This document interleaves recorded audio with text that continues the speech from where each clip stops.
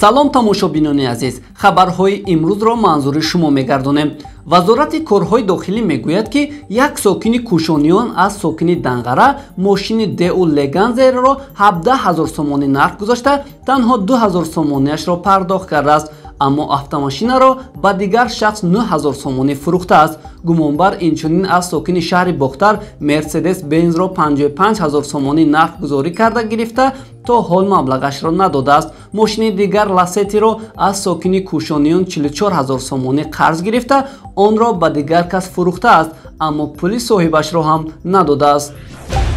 муҳоҷироне ки дар задухӯрдҳои оммавӣ дар қаламравии Русия иштирок мекунанд, бояд вурудашон ба кишвар умрбод манъ карда шавад. дар ин бора муовини раиси Думаи Русия изҳор дошт. ин гуна одамон бояд бидуни ҳуқуқи вуруд ба Федератсияи Русия умрбод хориҷ карда шаванд, қайд кардааст ӯ.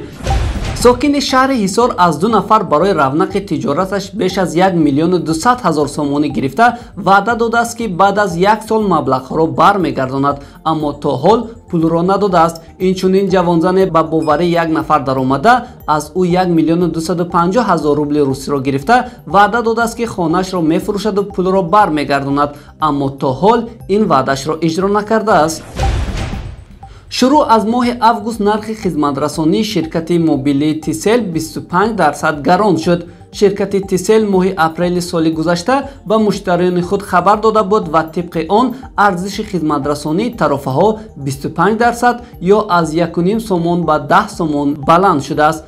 бино ба нақдномаи нав тарифи интихоби ман 4-5 сомонӣ барои ҳар ҳафта ва тарофаҳои даркор 19 ба даркор 25 сомонӣ, даркор 35 ба даркор 45 сомонӣ, осон 15 ба осон 25 сомонӣ барои ҳар моҳ иваз карда шуд. як муштарии маркази дилхушии Magic City дар Қирғизистон аз ходими рӯззабони марказ талаб кардааст ки бо забони қирғизӣ суҳбат кунад ва ҳисобкунакро ба тарафи ходими рӯззабон андохт. Владимир Жириновский баъд аз он пешниҳод кардааст ки сафири Русия аз Қирғизистон бояд фавран бозхон шавад ва ҳамаи робитаҳои тиҷорӣ бо Қирғизистон қатъ шаванд. Жириновский дар пушти дари сафорати Қирғизистон талаб кард ки муҳоҷирони қирғиз аз Русия берун шаванд. ҳамлагари тими миллии Фаронса Килиан Мбаппе нияти тарки бошгоҳи ПСЖ-ро дорад. яке аз далелҳои ин тасмим муносибати бади футболбоз бо мудири варзишии ПСЖ Леонардо гуфта мешавад. қаблан расонаҳо навиштанд ки барои хариди Мбаппе бошишгоҳи Реал ҳавасманд мебошад, аммо то ҳол пешниҳодҳо дар ин бора ба футболбоз ироа нашуданд.